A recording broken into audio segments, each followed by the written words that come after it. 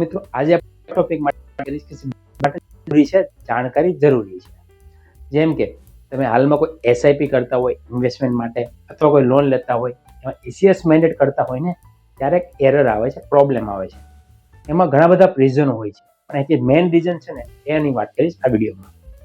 સારું લાગે તો શેર જરૂર કરજો અને સબસ્ક્રાઇબ જરૂર કરી લેજો કે જેથી તમને આવી અવનવી માહિતી મળતી રહે. મિત્રો, લોકડાઉન પહેલા ઘણા બધા ફ્રોડ થતા હતા, ઓટીપી ફ્રોડ, જેમાં એમેઝોન, ફ્લિપકાર્ટના બહુ બધા ફ્રોડ થતા હતા.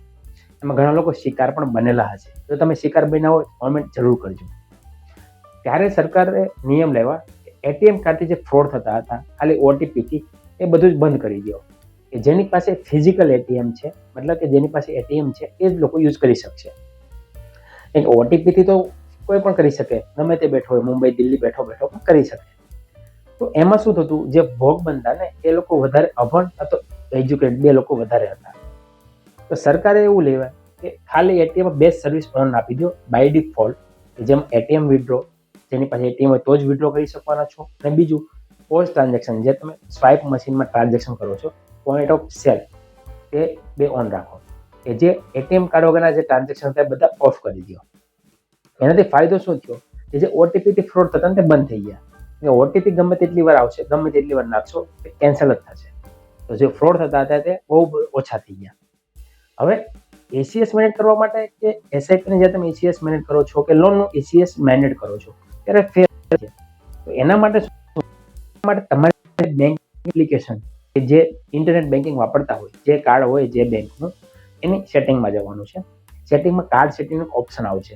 એપ્લિકેશન હોય તેમાં પણ આવશે, બેન્કિંગમાં પણ ઓપ્શન.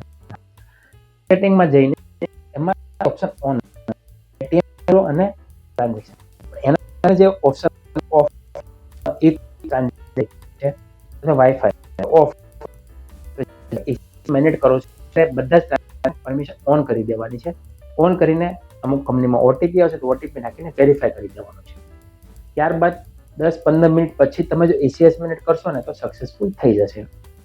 એના સિવાયના બીજા કારણથી પણ ના થતું હોય, જેમ કે બેલેન્સ ના હોય, મિનિમમ બેલેન્સ ના હોય, અથવા એકાઉન્ટ ફ્રીઝ થઈ ગયું હોય, એવા ઘણા બધા બીજા પણ કારણો હોઈ શકે. પણ મેઇન કારણ તો આ જ હોય છે. ત્યારબાદ તમારું એસીએસ મેન્ડેટ થઈ જાય છે, કમ્પ્લીટ સક્સેસફુલ થઈ જાય છે, એસઆઈપી લાઈવ કમ્પ્લીટ થઈ જાય છે અથવા લોન તમારી કમ્પ્લીટ થઈ જાય છે. ત્યારબાદ તમે ફરી કાર્ડના સેટિંગમાં જઈને એ ઓફ કરી શકો છો કે જેથી આવનારા સમયમાં ફ્રોડ ના બને.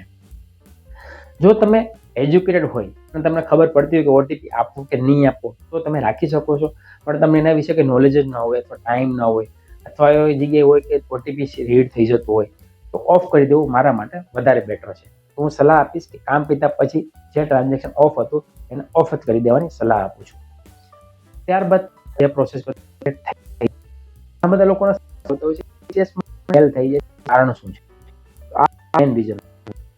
એમાં જો કોઈ પ્રોબ્લેમ હોય પણ સવાલ તમે કરી શકો અને આવી અવનવી માહિતી માટે અમારી ચેનલને ફોલો અને સબસ્ક્રાઇબ જરૂર કરી શકો છો. તમારે કોઈ બીજી loan, credit card, demat account કે બેંક એકાઉન્ટ ફ્રીમાં કરવાનું હોય, ફ્રીમાં ઓપન કરવાનું હોય કે એપ્લાય કરવાનું હોય તો લિંક ડિસ્ક્રિપ્શનમાં આપેલી છે, ત્યાંથી તમે ફ્રીમાં એપ્લાય કરી શકો છો. તો મળીએ નવા વિડીયોમાં નવા ટોપિક સાથે. ત્યાં સુધી ધન્યવાદ. જય હિન્દ, જય ભારત.